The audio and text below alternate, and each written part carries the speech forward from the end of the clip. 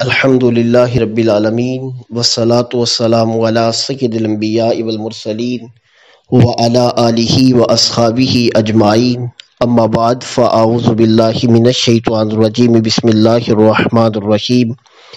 اقتربت الساعہ، صدق اللہ العظیم۔ ایمانیات کورس کی 34ویں نشست کا آغاز کر رہے ہیں۔ گزشتہ نشست میں قیامت کی بڑی علامات کبریٰ کے حوالے سے گفتگو کی گئی۔ آج کی اس نشست میں فتنہ دجال کے حوالے سے گفتگو کی جائے گی۔ دعا ہے اللہ تعالی میری زبان پر کلمۃ الحق جاری فرمائے۔ فتنہ دجال بڑے فتنوں میں سے ایک بڑا فتنہ ہے۔ نبی پاک سید عالم صلی اللہ علیہ وسلم نے تفصیل کے ساتھ اس فتنے کی علامات کا ذکر فرما دیا ہے، اور آقا کونین صلی اللہ علیہ وسلم نے اس فتنے سے پناہ بھی مانگی ہے۔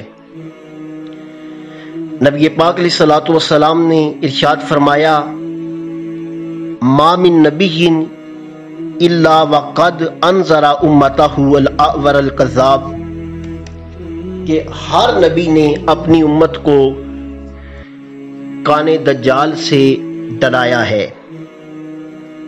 اور سید عالم علیہ الصلوۃ والسلام نے فرمایا، وہ تمہارے درمیان ہی آئے گا۔ نبی پاک علیہ الصلوۃ والسلام نے فرمایا، میری اور قیامت کی مثال 2 انگلیوں کی طرح ہے۔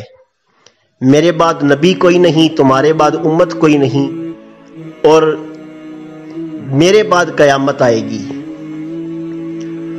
اور قیامت کی علامات کبریٰ میں دجال کا آنا بھی شامل ہے۔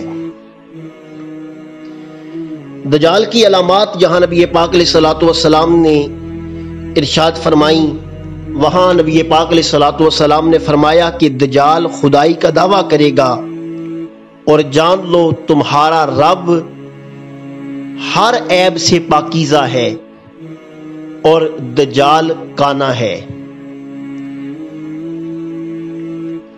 ایمانیات کورس کی دوسری نشست میں اس چیز کا تفصیل سے ذکر کیا گیا تھا کہ اللہ کی ذات وہ ذات ہے جو واجب الوجود، مستحق عبادت، تمام صفات کمال کی جامع اور تمام صفات نقص سے پاکیزہ و مبرہ ہے۔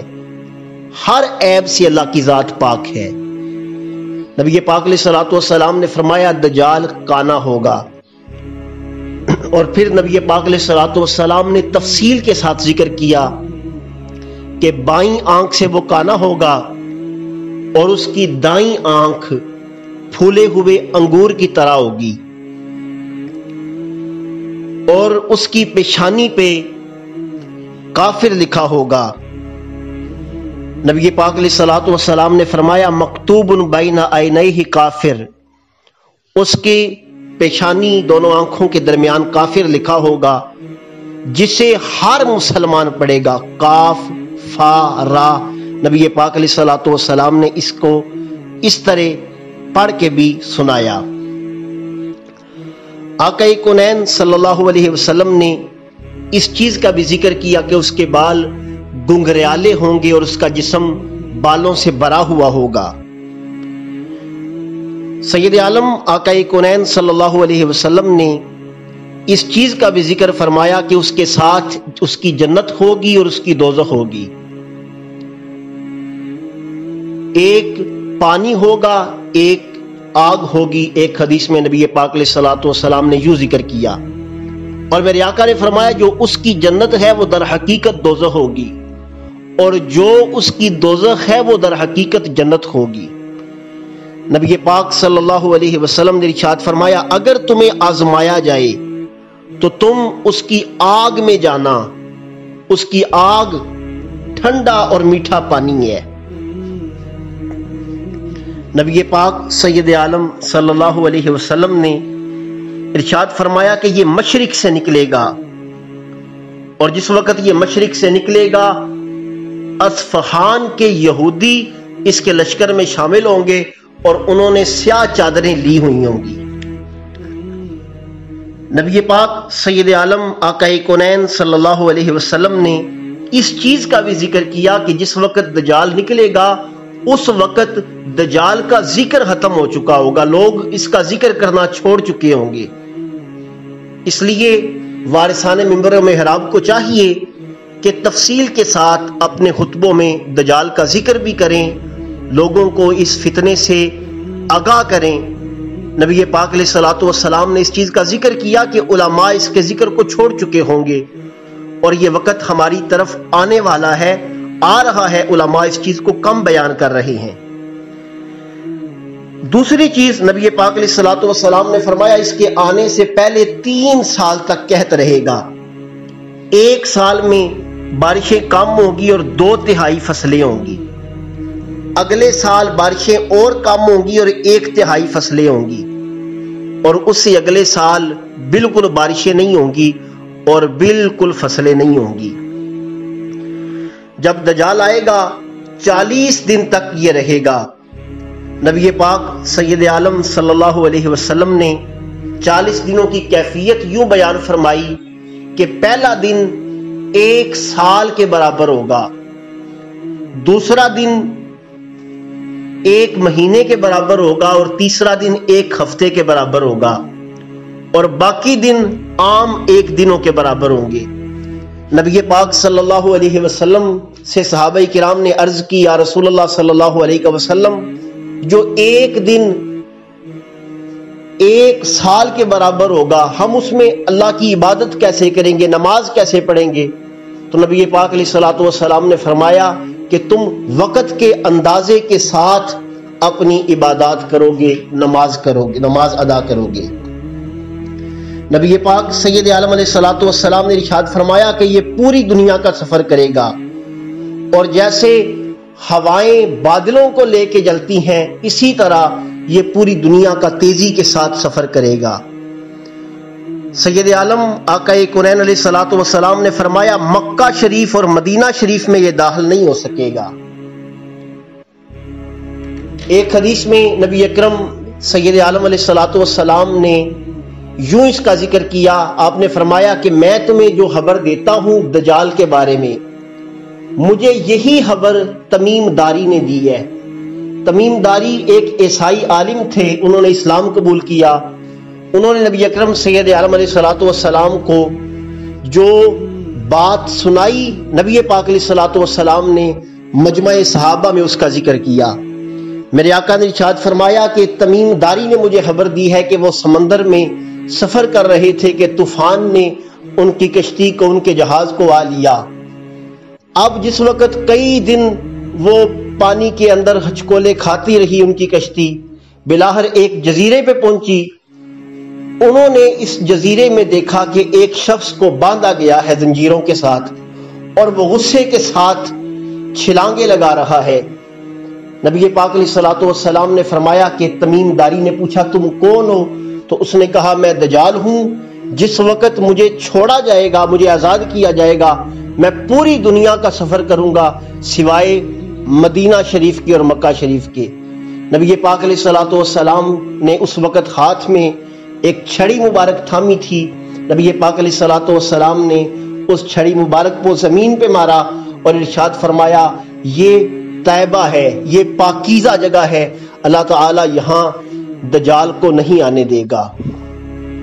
ایک حدیث میں نبی پاک علیہ الصلوۃ والسلام نے فرمایا مدینہ شریف کے 7 رستے ہیں، ہر رستے پر اللہ تعالی نے 2 فرشتوں کو مقرر کیا ہے جو دجال کو اس شہر میں داخلے سے روکیں گے۔ ایک حدیث میں نبی پاک علیہ الصلوۃ والسلام نے فرمایا کہ احد پہاڑ کے پیچھے سنگلاہ وادی میں دجال آئے گا، وہاں مدینہ شریف کے جو اس وقت کے سب سے نیک بزرگ ہوں گے ان کی دجال کے ساتھ ملاقات ہوگی، اور وہ دیکھ کے پہچان لیں گے، وہ کہیں گے کہ تم دجال ہو۔ دجال کی فوج جس وقت یہ سمجھے گی کہ یہ دجال ہے تو وہ کہے گا میں دجال نہیں ہوں، میں تمہیں اس کی دلیل یہ دیتا ہوں کہ میں اس کو مار دیتا ہوں، قتل کر دیا، پھر قتل کر کے دوبارہ ان بزرگوں کو زندہ کرے گا۔ جب دوبارہ زندہ کرے گا تو وہ بزرگ ارشاد فرمائیں گے اب مجھے یقین ہو چکا ہے تم واقعی دجال ہو، نبی پاک علیہ الصلوۃ والسلام نے یہ نشانی بیان فرمائی تھی۔ پھر وہ کہے گا کہ میں دوبارہ اس کو قتل کرتا ہوں تاکہ تمہیں پتہ لگ جائے کہ میں دجال نہیں ہوں۔